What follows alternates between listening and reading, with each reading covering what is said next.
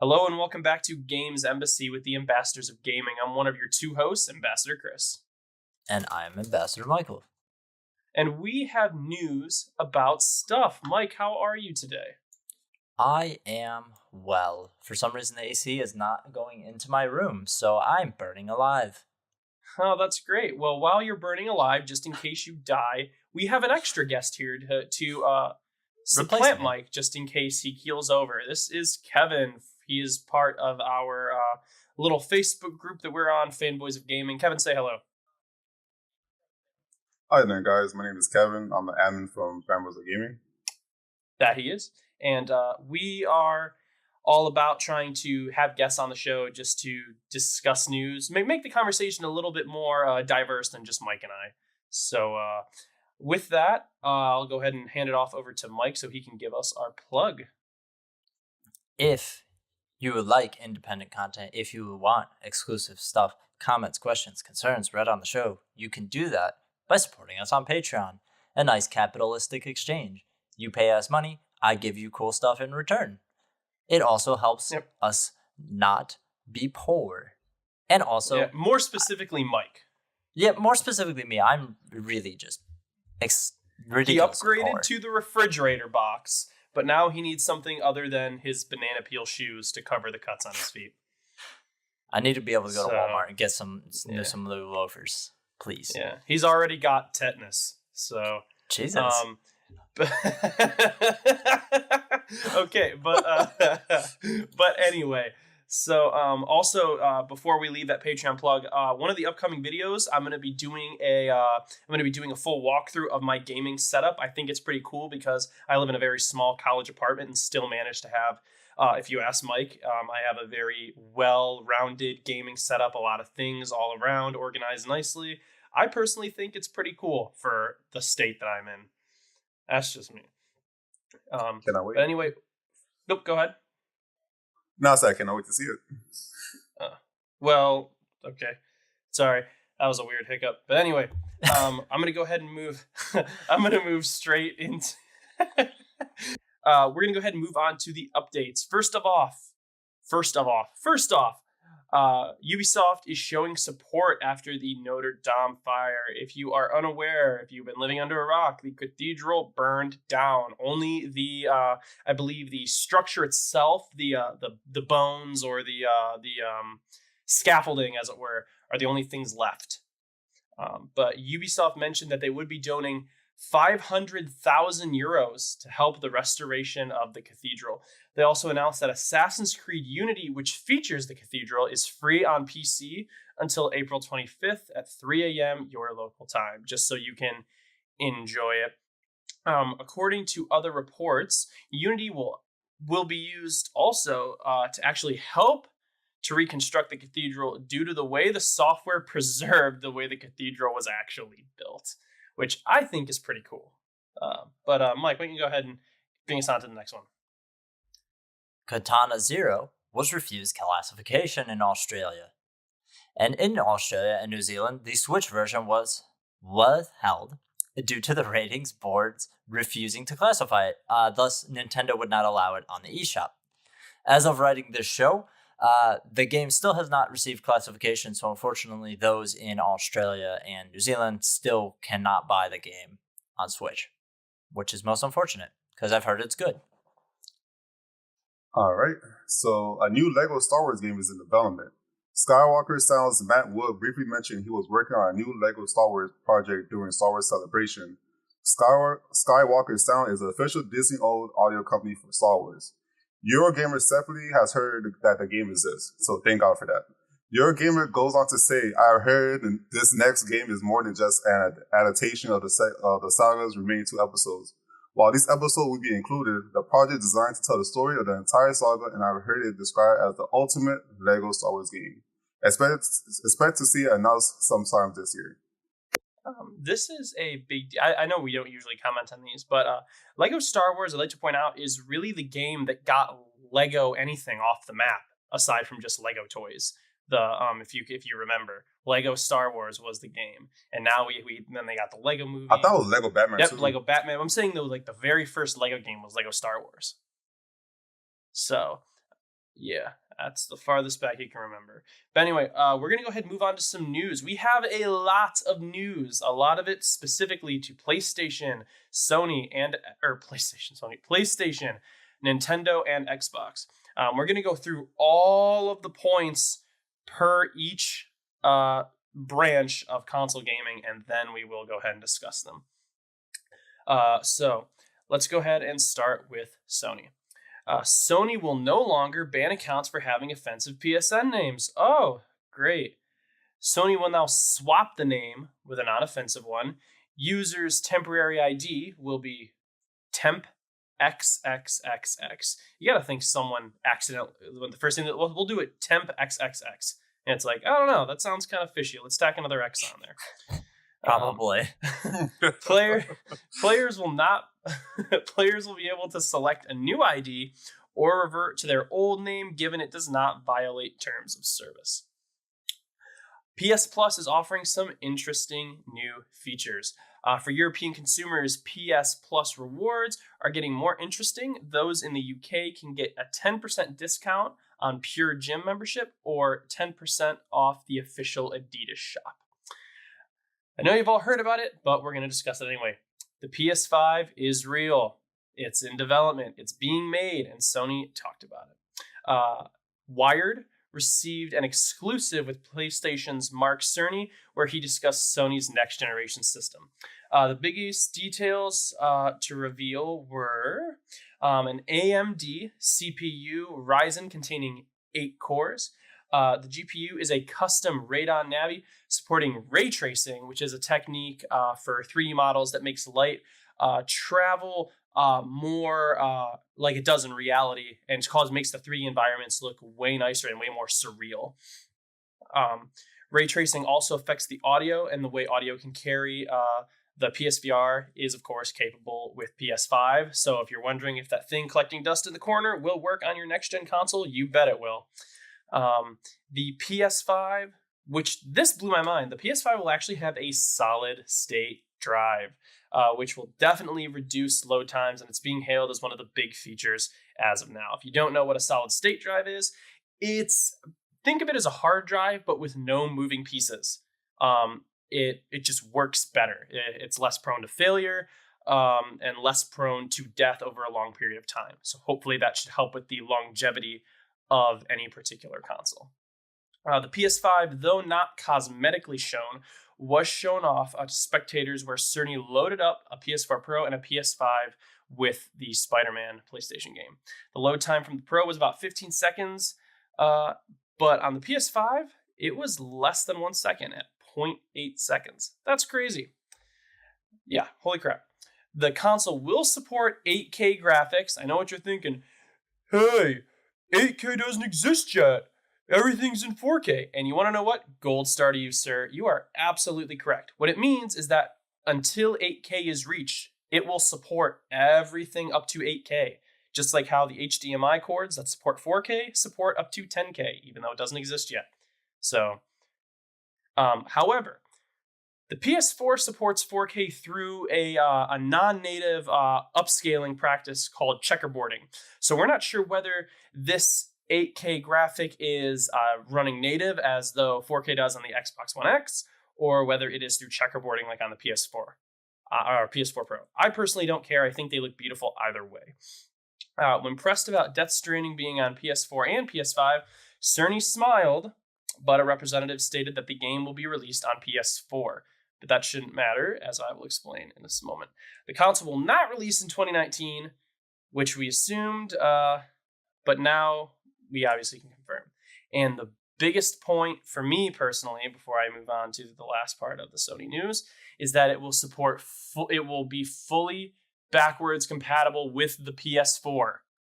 Thank God. Holy crap, that's the only thing I cared about.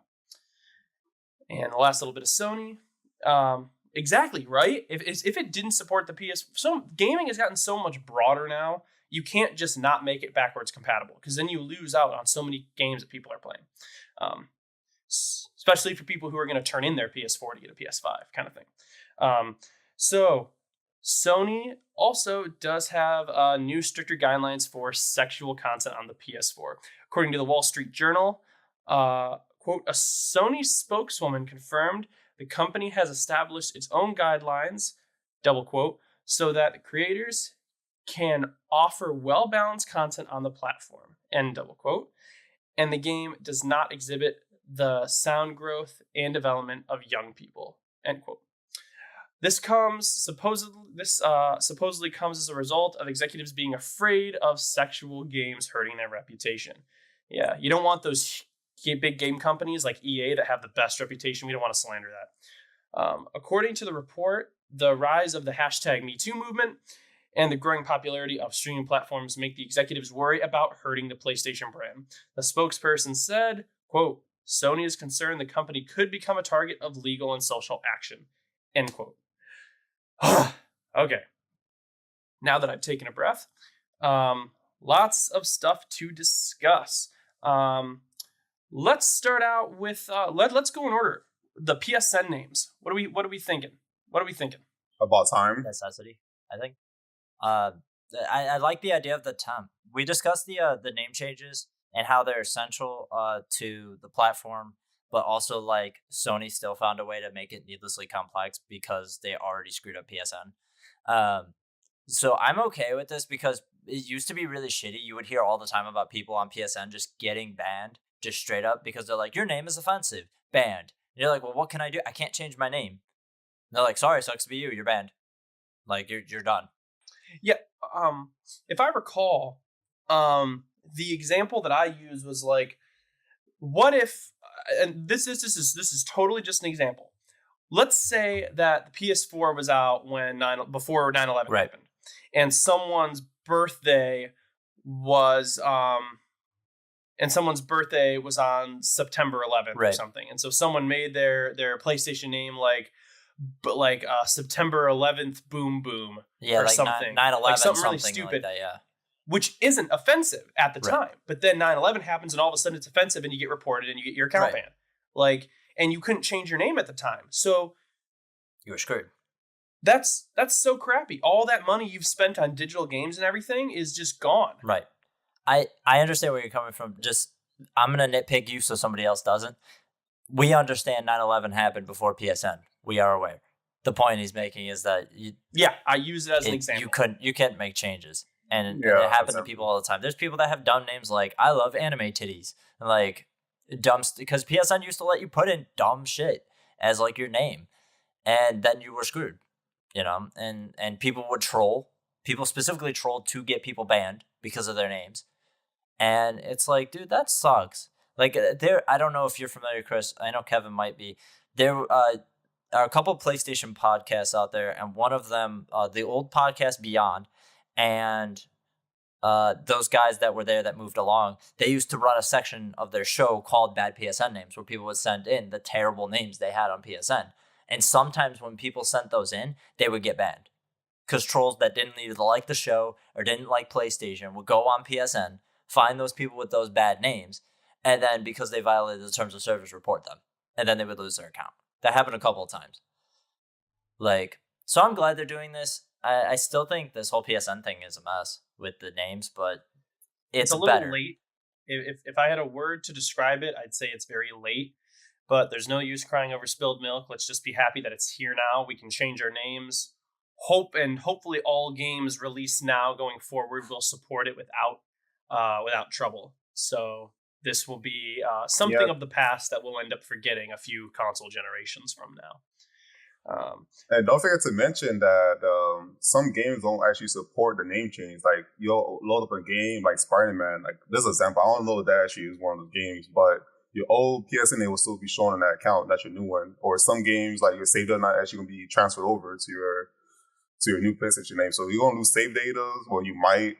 There's a whole bunch of complications. You might lose content, but they're still working on it. Yeah, luckily, Sony was kind enough to put up a list, as we discussed last show, of games that have no known errors, games that have some minor known errors, like your name still appearing as it used to, and some having game-breaking errors. And I also said last time I was really surprised because I could not find Kingdom Hearts 3 on any of the lists.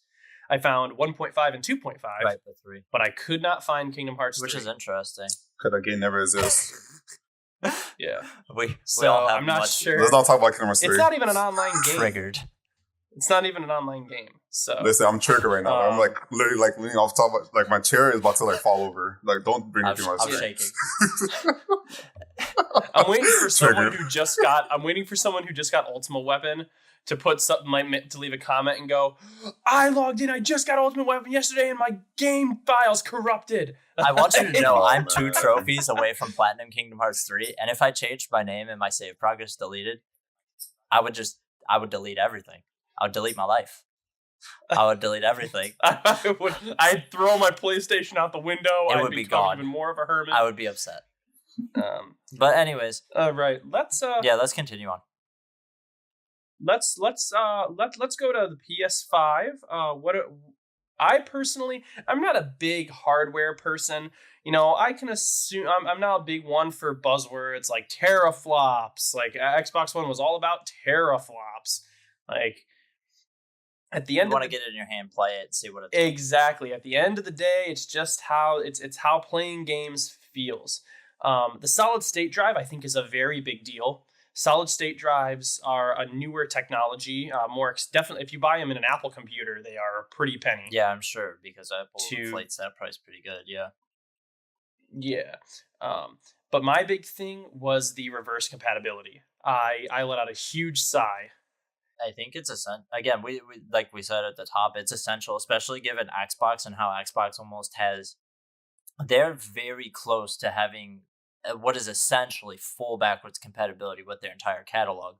Like they basically have most of all like the important games backwards compatibilities. Exactly. Like, yeah, you might not be able to get that weird niche. That I will bring up I bring this up all the time. There's a quote mascot. It was their Crash Team Racing on Xbox. I don't know if you're familiar, Kevin, of these little weird monsters and shit.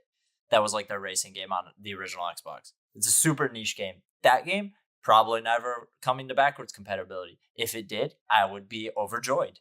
But it's like they got the important shit done. You know what I mean?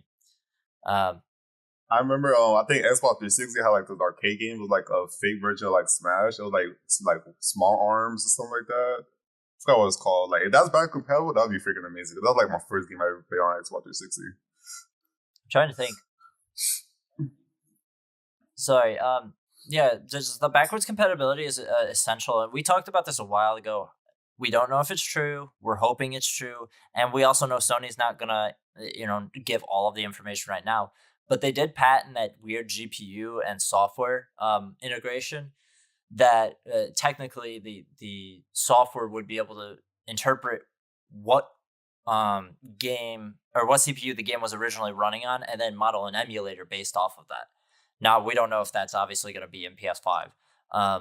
If it did, I think that would be very game-changing and important, because if I could pop in a PS2 or PS1 disc or even download them from the store, I think that would be a huge win for them, because like in terms of backwards compatibility, they're just getting their teeth kicked in by Xbox on that one, honestly, and even a little bit by Nintendo. Just the other day, I was playing the original Call of Duty Black Ops 1. Right, which you can do. Backwards compatibility. Yeah, and it makes a huge difference. That game has aged like fine wine. It's amazing. Did I tell you about when I went and picked up Black Ops? The day it became backwards compatible? How much was it? I kid you not, it was like $50, $60 when I bought it for backwards compatible. Yeah. Yes. I got scammed. You serious? But anyways, dude, you could have went to GameStop and got for like $10. That's the thing though. I went to GameStop. They inflated the price because of the backwards compatibility. Because I looked. The PS3 version of Black Ops right now, if you go on GameStop store and you look at the PS3 version and the 360 version, the 360 version is way more expensive. The PS3 version is like $5. And it's because you can't use it on the PS4. They know there's a higher demand for it. That makes sense. So, but yeah, I don't know. We talked about the solid state. I think we should talk about the load time solid state, because we talked a bit before the show recording, about it, and it's weird for me because like it will matter for games that aren't online, but games that are online, I'm not sure how much that's gonna matter. Well, I think you need to think of it like this. So once again, because I play Destiny a lot, I'm going to use Destiny as an example. So let's say you're loading into a match. and let's say everyone in the match except you is on a PS4 and you're on a PS5, you're going to yield to their load times. But I have a feeling that if everyone was using a PS5, I would say that your load times would be way less. Do you know what I'm saying? Like, it all depends on who you're playing with and what servers you're on, how many of which console are on the servers, if they can even operate together, kind of thing. I think that will be a huge deal. But you are correct. Games that are offline will load like it's no one's business. Right. Like, this wouldn't help in theory. It wouldn't help Anthem, for example. Like, Anthem is known as right now as the game with like ridiculous. Nothing can help Anthem. Ridiculous loading screens. That's not going to improve with a PS5 in a solid state. Regarding the big thing about the solid state that people are kind of pointing out is that solid states are really expensive. Like you said earlier with the Mac. So people are a little concerned about the price point. And I'm like, I don't know. If this thing comes in at $400 or $500, I think they'll still be just fine. Like, 500's kind of pushing it. But like, if PS5 comes in and it's like, okay, day one, I can trade in my PS4 and I can get the PS5 for like $300, like $350, I think that's a decent enough selling point.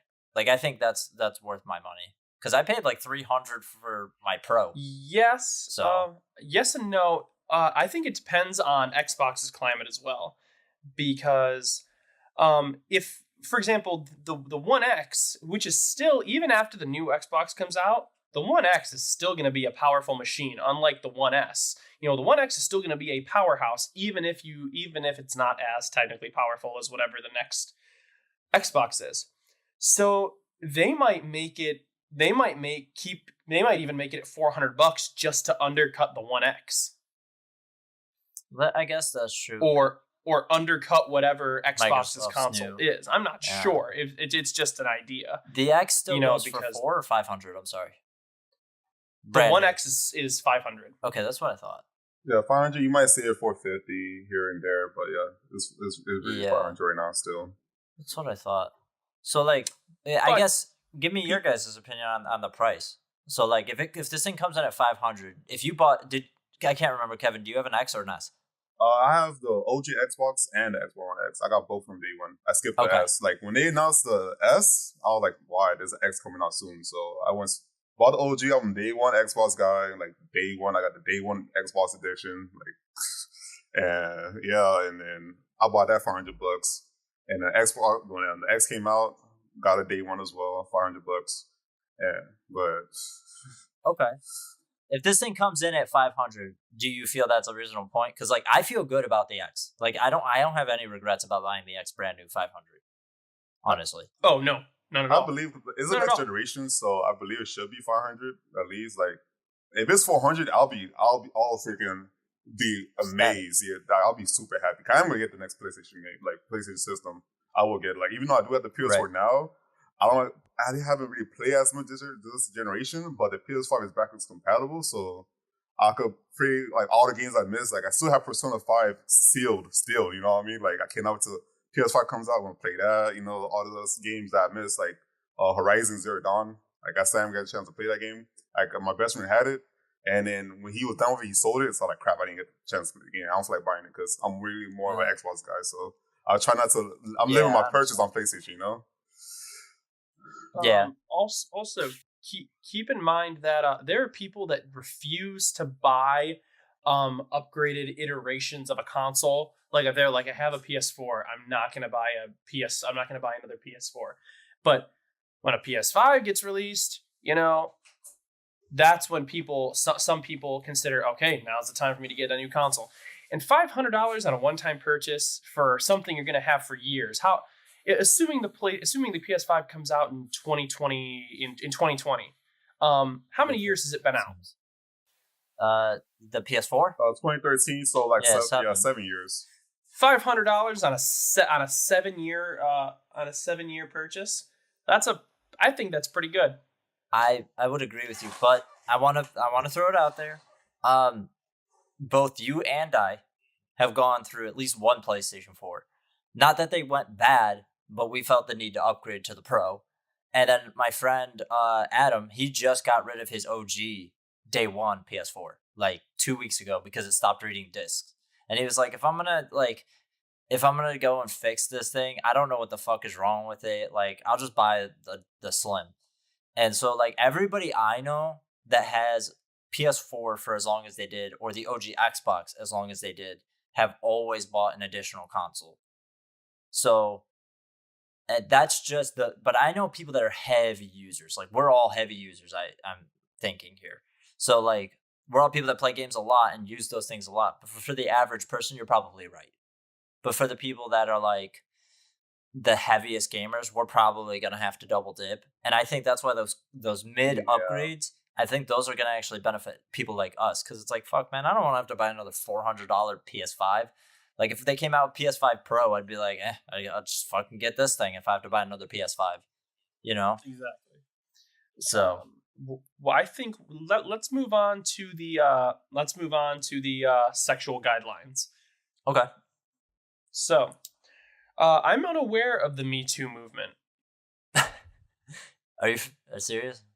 Or is that? I am very. Wait, you said you're unaware? Or? Oh, okay. The first time I read about it was was hearing about it in a video the other day, which was discussing some similar news. Okay. So if you really are uninitiated, I'll try to keep it short. The Me Too movement is essentially about women specifically in Hollywood that have experienced sexual harassment, assault, or like rape, stuff like that. And the Me Too was for all of them to come forward and be like, me too, I have also been taken advantage of. That's what encouraging people to speak up. Okay, right. That was basically what it was intended for. Yes, and so that's kind of spread to other areas, and it's basically a call to arms for calling out sexual harassment. And that's why we saw like the David Cage stuff, and stuff like that. So it's very popular, and I think it is important, but it's the reason why Sony is particularly worried, because Sony and Microsoft operate in two completely different distinctions. Kevin, you and I all know that 360 party chat was fucking or game chat was fucking awful. Like, oh my gosh, that generation was toxic. It still is toxic. Yeah, dude. And those people still exist. They're still there, but they're not the biggest people. They're not the people you see on a daily basis when you play games now. And so Sony does not want that to be the association with their platform, which I understand. The other part I understand is that Sony and PlayStation have always had these weird ties to like these weird Japanese, like, they're not hentai, but they're kind of pushing it. You know what I mean? It's like, it's not softcore porn. Full of lolies. Yeah, it's not softcore porn, but it's like, it might be just like on the approach. Yeah, it's pretty close. And like, so I'm not about the censorship sort of stuff. Like, I understand where people come from there, but there's a very big difference between censoring something and being like, we own this platform and we feel this is inappropriate. It's like what happened. Go ahead. Like what happened in Devil May Cry 5 when it censored like a part where Trish is like, she's barely naked. Right. But in the PlayStation 4 version in the US, they censored the part where it kind of shows like her butt crack a little bit. They put like a little glare. But on the PC and the Xbox One version, they didn't censor nothing at all. Right. It's that kind of weird. That. That's where they're like, oh, it's censorship. And I'm like, dude, it's just it's an animated butt. You can see like 1,000 of them. I get why people are like, what else might they do? It's the slippery slope. But like, it's their business. If they want to run it into the ground, let them do it. Right. I don't have a problem with them being like, look, this is just who we are as a company, and this is not what we want on our platform. Because the digital age has made it so that there aren't the barriers that we used to have at GameStop. You cannot go to GameStop as a 15-year-old and buy Galgun. I don't know if you know what Galgun is, Chris. I do. Okay. So, like, you can't do that. But you can go on the PlayStation Store and buy Galgun, and nobody can fucking stop you.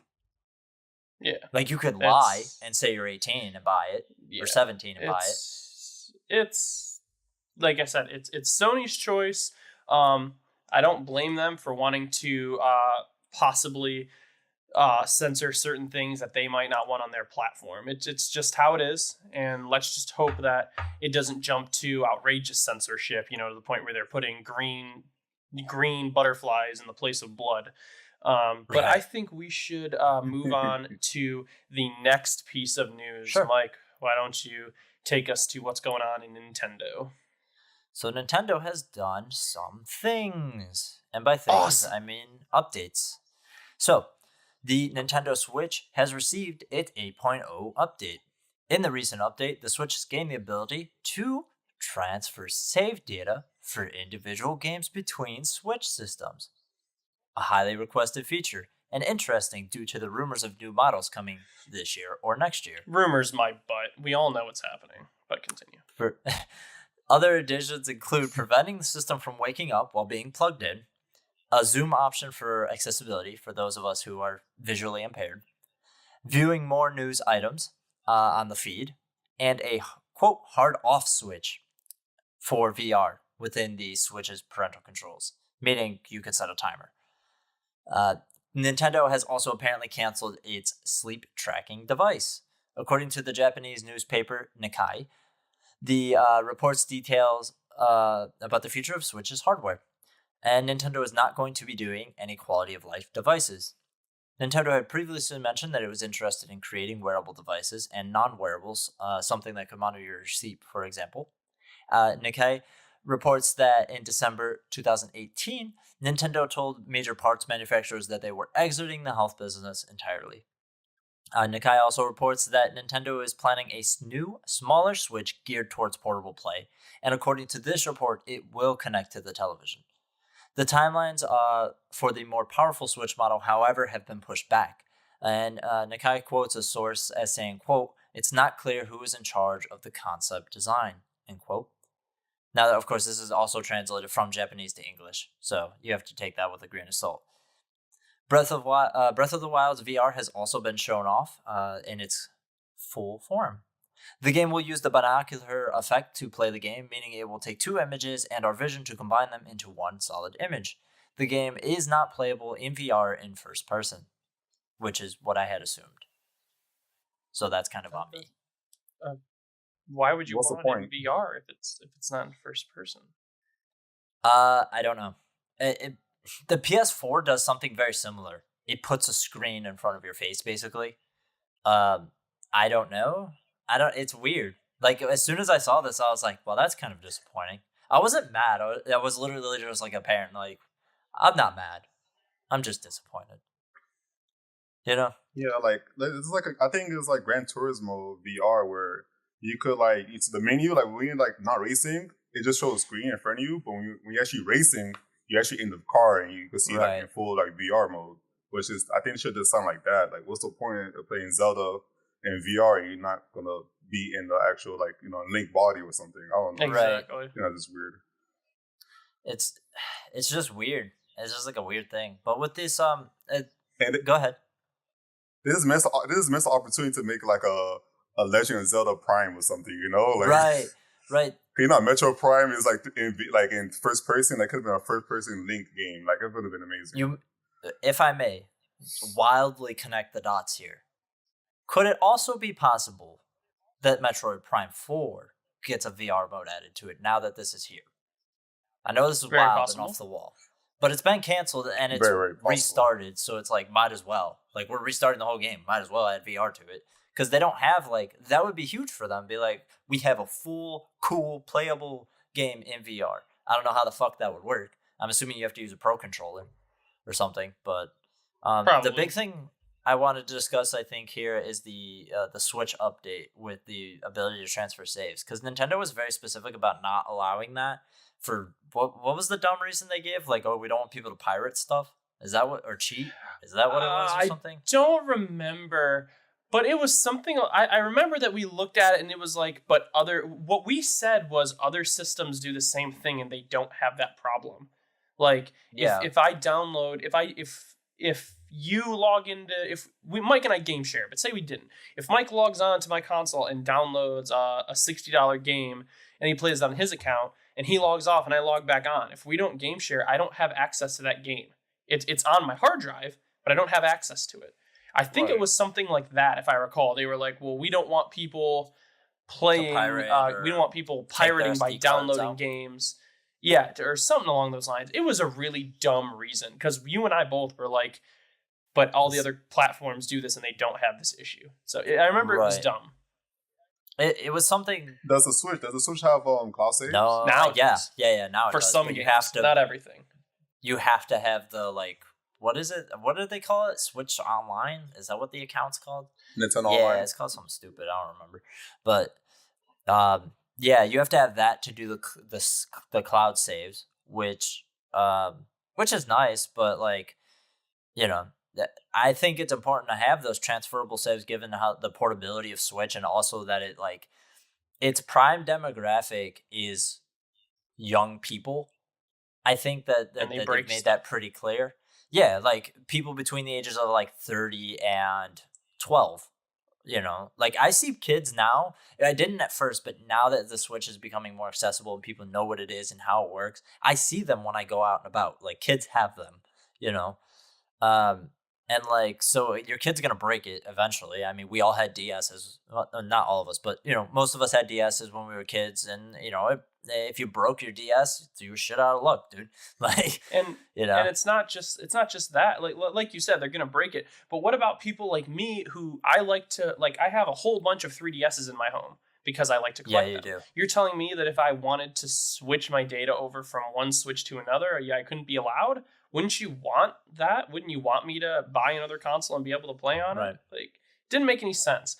But now at least the feature is here, and I'm sure it does have something to do with the new models coming next year. I'm sure they'll go, yep, you can transfer all your data over to your new console like it's nothing. Right. I think also real quick to touch on while we're talking about the models of Switch, the more powerful Switch model, obviously this is essential if you're going to buy new models of Switch. But I'm going to throw out something crazy here. I think the reason why this is being pushed back is not because Nintendo's not ready, but because we know that they're in very good communication with Xbox. They're pretty familiar with what Xbox is doing. So, and we also know that PS4, we didn't talk about it up top, but we know that PS5 is not coming out this year. We don't know when PS5 is coming out, but we know it's not coming out this year. We also don't know if PlayStation is going to have PSX, which means this is just how I'm putting all this shit together in my head, totally theoretical. Hypothetically, Xbox announces their new systems. They either come out at the fall of this year or the fall of next year. Sony also is known for doing weird shit in February because that's what they do. So I wouldn't put it past them to be at PSX, here's PS5. And then it comes out early in the year to beat out Xbox and their new stuff. And then Switch is well, when do we release? Do we release in the fall of this year? Is Xbox releasing this year? Do we release early next year? Do we release fall next year? You know what I mean? They're in that weird scenario of we have to kind of do a dance around everybody else because even though we have our own demographic, we don't want to get screwed by that. I think it's got to be super complex for them, but they have some idea of what Xbox is doing, I would assume. I assume that's one of those things they do to play nice with each other, but that's an assumption. All right. I let's agree, talk about but I think Nintendo cancels. Yeah. Why don't we move on to Microsoft now? We've. Sorry for rambling. No, we're fine. That's fine. We're here to ramble. Right. So let's let Kevin do his piece on Microsoft's. Show me your piece. All right. All right. We just talked about sexual harassment. We just talked about sexual harassment. I want him to show me his piece that he has on this. I ain't gonna lie. I paused for a second. I was He's should I be intrigued or scared? I would like to be shown his piece of writing. Both. Okay. Go ahead. I'm sorry for interrupting you. It looks like a pretty big piece, and I really want to see it. So go for it. Oh my goodness. Microsoft has some Xbox information that it wants you to know about it. Forza 3 is announced and available. The game is free to play and out on Windows 10 and slated for release on iOS and Android phones. Xbox Game Pass Ultimate is real. Thank God. The service combines Gold and Game Pass into one monthly price of $14.99. As of now, Game Pass and Gold are $9.99 a piece, it brought on a monthly basis. So you basically saving about $5 if you buying them separately. Mm-hmm. If you buy the service for their yearly cost without any deal, this is the same as if you buy it that way. But it's guaranteed for now. So basically, instead of you waiting for like a sale, like some place having like Xbox Live for like $45 a year or something like that, you just use this promotion instead because it's guaranteed. Mm-hmm. This is Xbox One is real. The Xbox One Sad Edition, which is kind of weird. Well, it's called Xbox One S All Digital Edition, but everyone in the internet call it. Yeah, they're gonna call it Xbox One Sad. Jesus. Yeah, the console is out on May 7th and will launch for $249.99 US dollars or $199.99 British pounds. This set the console above the current price for the disc version of the S. The console does come with Minecraft, Forza Horizon 3, and Sea of Thieves. Correct. So, real quick, I just want to, before we get into it, I think you know probably better than me. The digital one comes with a 1 terabyte, right? I believe so, yes. Yes, it does. Okay. I just want to clear that up. I forgot to put it in there. And that's going to get eaten up kind of by those 3 games if you decide to use them. Yeah, But- definitely. Like, if it said it came with Halo, it'd been a wrap. Halo 5 alone is like 100-something gigabytes. Right. That game is insanely large. And Gears 5 is insanely large too. But the premise of this is that you'll use Game Pass. That's kind of why they announced Game Pass Ultimate and this at the same inside Xbox, right? Like, that was what they did. They did all of this in one day. I think so. But how do you feel about the price point of the Xbox One S All Digital Edition pick being me. $249.99? Pick me. Chris. Pick me. Thank you. Chris. So yes. this is actually, I was actually very impressed with the price point. So the Xbox One S right now is $300, right? I think it's $300. If you buy it not on sale, yes, that is correct. Yeah, $300. Okay, and the discless one is $249.99. So about a $50 discount. What's really crazy is if you go online and actually look at the price of a disk drive, it's about $50. I think that's a so big they cut deal. it right down the middle. Yeah, which is good. You know what I mean? Like, they could have, They could have kept the price a little higher than that, but they literally chopped off $50. Exactly Right. $50. As for the design, I know that they wanted to keep labor down. That's why if you actually, in case you haven't seen this thing, it has the exact dimensions of the 1S. It's literally the same without a disk drive. You would, I was expecting it to be smaller, but it's not. Literally, there are 2 differences. On the inside, where the disk drive normally is a big empty spot with an open port for a disk drive. And the chassis that covers it doesn't have a hole for the disk. Mm-hmm. That's it. Those are the 2 differences between the 1S and the 1S discless. Or sad. The one sad. I just feel like the price should have been like closer to the 200 range, maybe like $229.99, because you'll see like the S1S on sale all the time, like around that range, $229, $250. So it's like, that's exactly. What's the point of getting what's the point of hitting yourself of playing disc games if you could just buy the one with the disc for like even a cheaper price? Right. I do agree with that. But you also have to think that this is the non-on sale price, and we don't know how long it's going to take. Right. I doubt game stores will sell a 1S for cheaper than a 1S discless. The whole point of the discless is that it will be cheaper. I'm sure that price will be cut. It will have different deals as well, at least eventually. Yeah.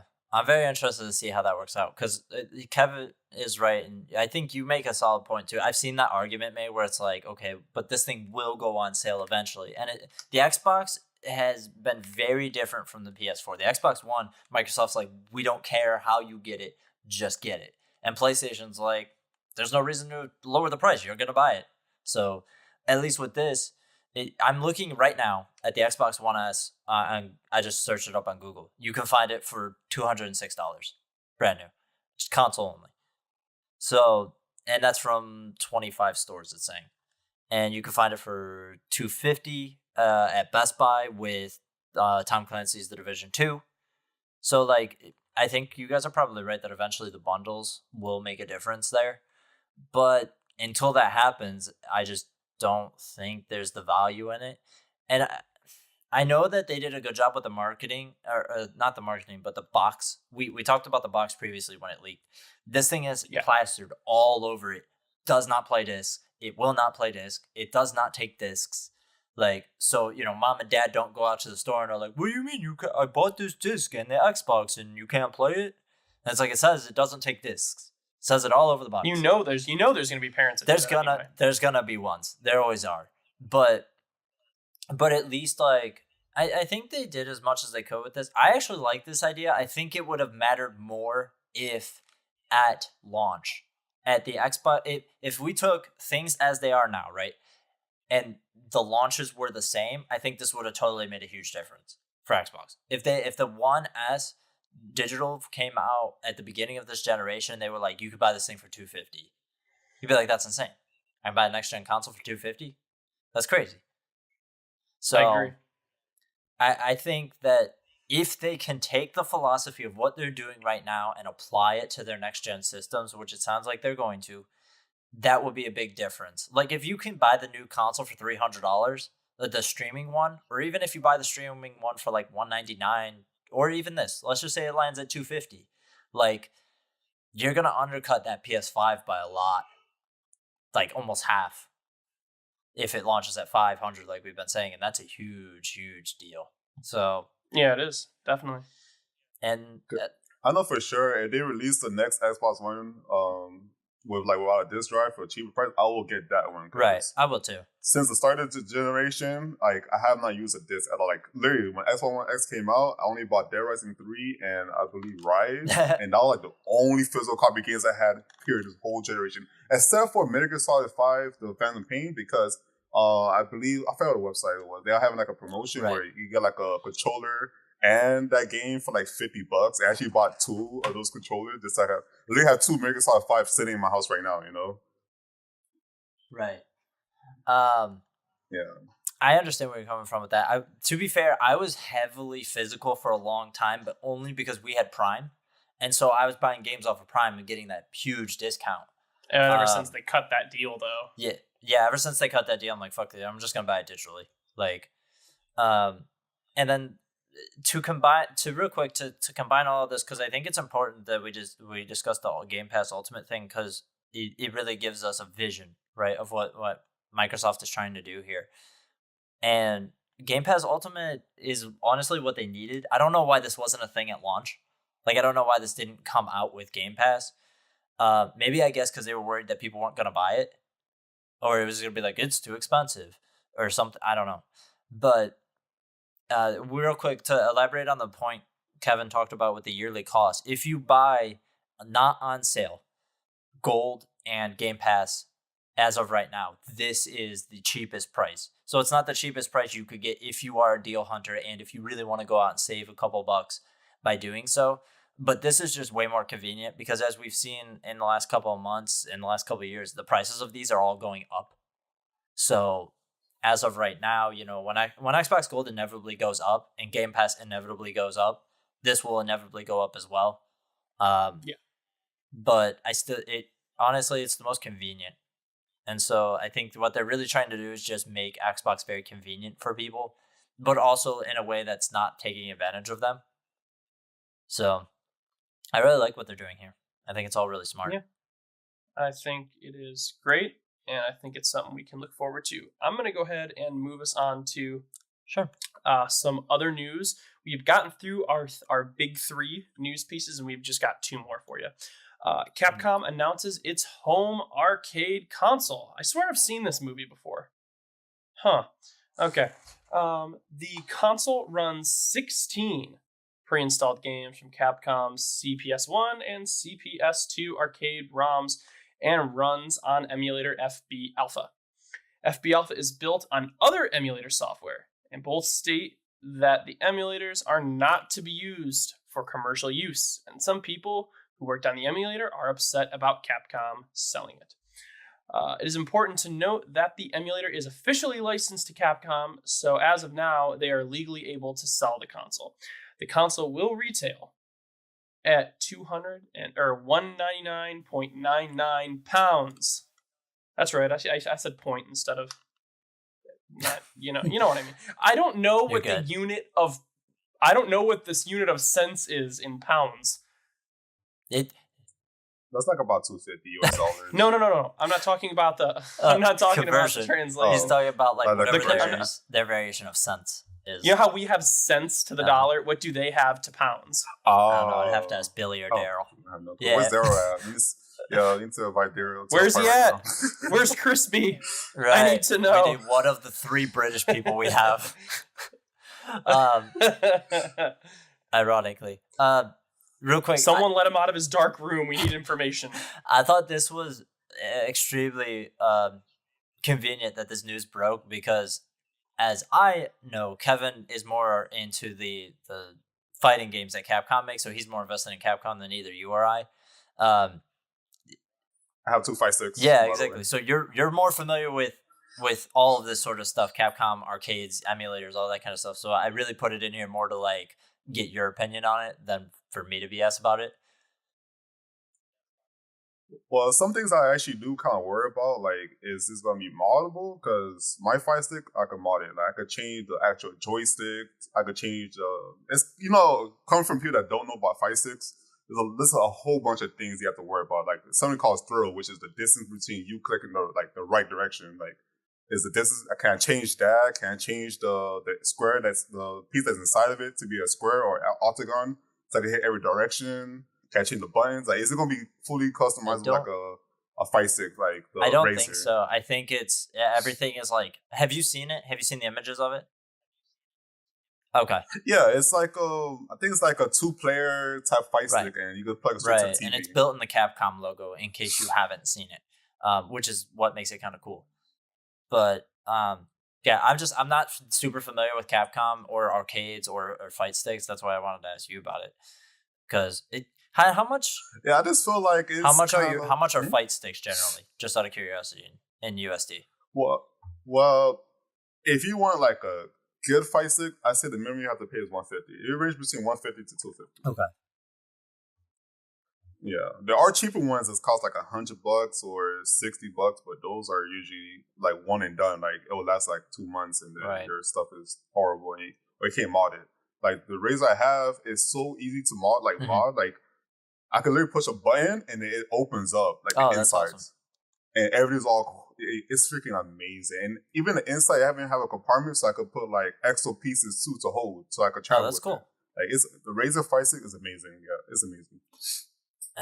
I don't. Yeah, but I just feel like the games they chose in this is also not really like the best. Like, I see Street Fighter Alpha, like where's Third Strike? Like, even though it's CPS2 and then I have CPS3, like they have too much of the older games, and I feel like the game they chose is also not really appealing to like the crowd. Right. Like, except for like maybe 1 or 2 Street Fighter games, and that's about it. So it's kind of like the PlayStation Classic kind of thing, where it's like not really geared more towards. Is it geared more towards like preserving these type of titles than it is like, here are some games that you would really like?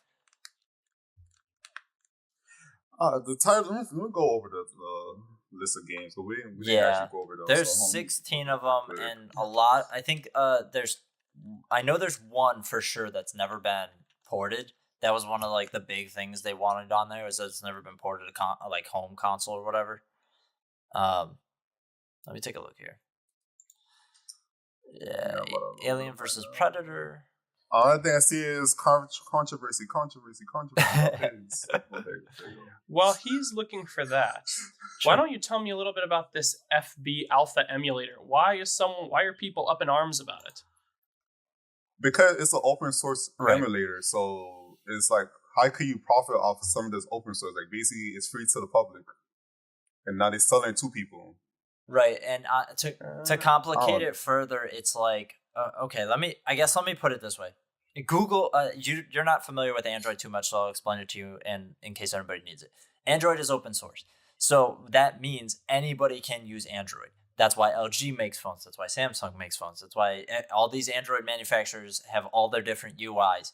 It would be very similar to if LG took the open source of Google and then took Samsung's variation of Android and then put it on their phone, and then not pay Samsung for their work on the variation of the P. So it's old software that's been updated, and the people that were paid were not everyone who worked on that project, including the older people and even the people on FB Alpha. FB Alpha is like the best way I can describe it is like a remaster of whatever the original emulator was. So it's just weird. It's just like a weird scenario. Yeah, I'm looking at the games here. 1944, The Loop Master, Alien vs. Predator, Armored Warriors, Capcom Sports Club, Captain Commando, Cyberbots, Darkstalkers, Eco Fighters, Final Fight, Ghouls and Ghosts, Gigawing, Mega Man: The Power Battle, what does that say? Pro Gear, Street Fighter 2 Hyper Fighting, Strider, and Super Puzzle Fighter 2 Turbo. So sounds like there could be some better games on there. Yeah, I think so too. Because Capcom's one of those people that has a history of like arcade games, like, and having lots of them. So, like 1944, The Loot Master. Like, what game is that? Like most of these games, I don't feel like they're not going to appeal to anybody at all. Maybe Strider. Cause I know people like really like Strider, but they actually remade it for this generation. I played the remaster of Strider. It's really good. So I'm with you on that. I think Alien vs. Predator is the one that they were like, this is a big deal because it's never been ported outside of the initial arcade cabinet. Yeah, or whatever it was. Basically, it's never been ported to where we can play it on a TV in traditional legal means. Yeah. So that was right. At home. So I don't. Cool, I guess. But to be fair, I need to put a little asterisk here. This is being made by a company called Co-Distribution that's actually manufacturing it. So my understanding is that Capcom was basically asked if they could make this thing. They licensed it out, and then they also got the license for FB Alpha. And then they got the license for all the games. So Capcom was just basically like, yeah, sure, make it, whatever, we don't give a shit. Like, so it's like the Atari thing, the Atari box, where they had someone else make it instead of them. Yeah, it's more akin to that than I would say PlayStation Classic or the NES Classic. It's not. Well, the NES Classic and the those were made directly by Nintendo. Yeah, I'm pretty sure Sony didn't make the PlayStation Classic. I'm unsure. I hope not, cause that thing's trash. They give you $50 if you buy it. I wish. I would actually go and get one. I still wouldn't buy it. It's not they give you $50. There's like a special deal involving $50 though. When I saw it at GameStop a while back. Oh, it was like a rebate or something? Maybe. I don't remember. It was probably like, buy it for $100 now. We'll give you a $50 card later. Some dumb shit like that. Just on that point real quick before I finish this off and move to the last news thing. The PS Classic did run on an emulator as well, an open source emulator, which is part of the reason why people are really upset about the Capcom thing, because they were really upset about PlayStation Classic and it being shit. So they like, don't make this shitty, just make it good. And also, it's not hard. It's not hard to not make this shitty. Right. I don't know. The thing is not not for £200 or $250. That's way too much. Like way too much for something like I'll probably just play on my PC right now. Like, I'm not trying to promote pirating or realistically. ROMs, but come on. If you really wanted access to them, you could get ROMs of them, which is what most people will do. So, and it's not like the devs are going to get paid for this. These are all old games, and most of those companies don't even exist anymore. So, I don't know. Dude, before we move on, I thought a few you should know. I'm pretty sure people got into the PlayStation Classic by plugging in a keyboard into it and pressing escape. Yeah, it was like super easy to break the software because like Sony didn't even fucking try to like. Yeah, make it was seriously hackable. Just like, man, how long was your development cycle? Did someone just in the middle of their lunch break go, I bet I can make a knockoff PlayStation. I bet I can make a knockoff console that runs some PlayStation games. Hey guys, look what I did on. Well, look what I made. And he's got like a circuit board schematic on a napkin. Something. In my mind, it's even worse than that. In my mind, he just went to a store, bought a portable external hard drive, downloaded a bunch of ROMs, was like, we could sell this thing for $100. And so he was like, that's a great idea. We'll just throw it in a PlayStation shell. Done. Great idea. Good idea. All right. Jesus. Move on to something being bought by Thanos or Disney. Sorry. Go ahead. In Disney's quest to inevitably own all media, Disney isn't real. It's just Thanos. That would make way more sense. Exactly. So Nexon is apparently being talked to by Disney in talks of being bought. So the Korean PC and mobile game company may be next in Disney's quest to own all of entertainment.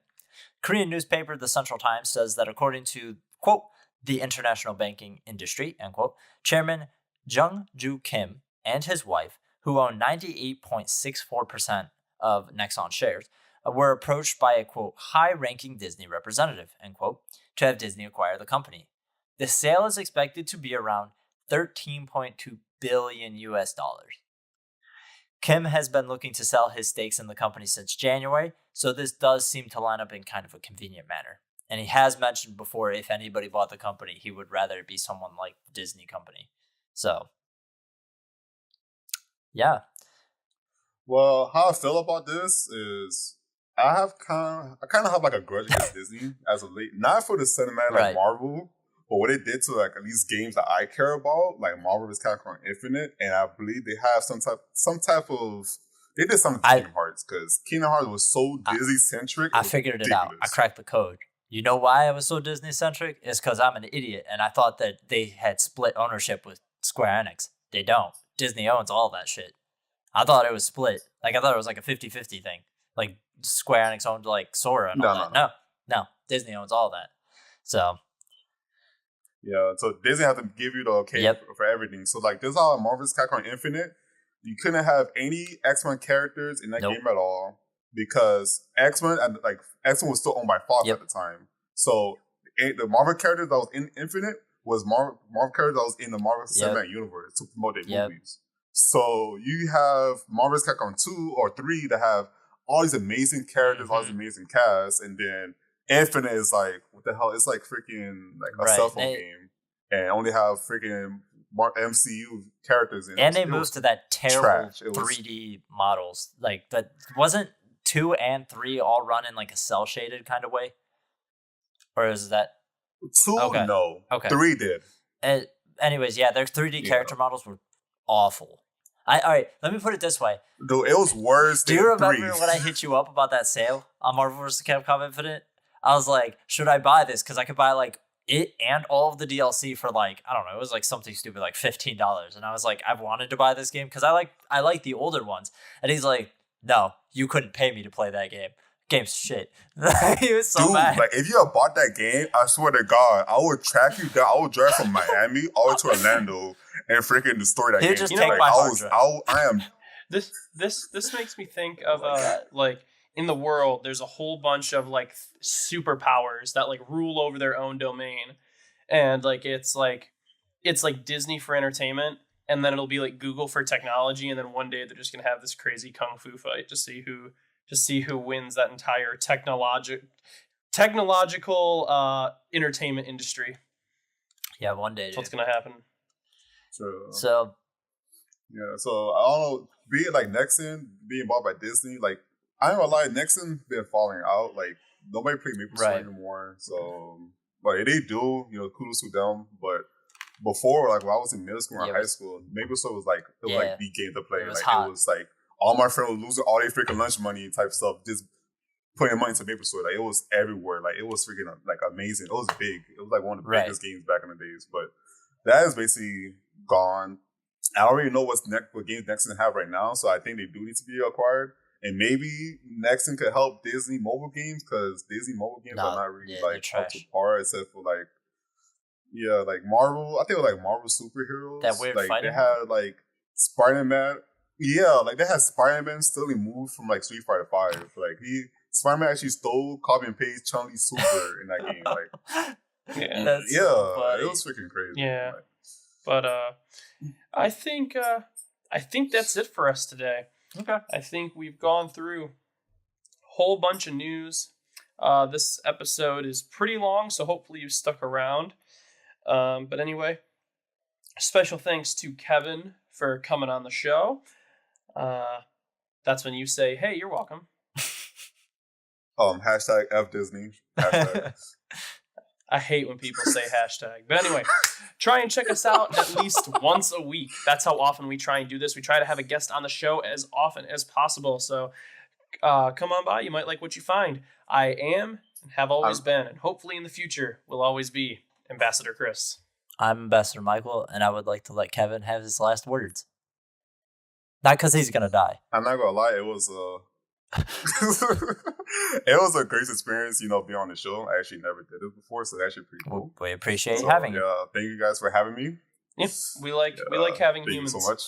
I like having humans on the show. That is, Mike. You know what? I'm not even gonna insult Mike. I do enough. Anyway, we are gone. Goodbye.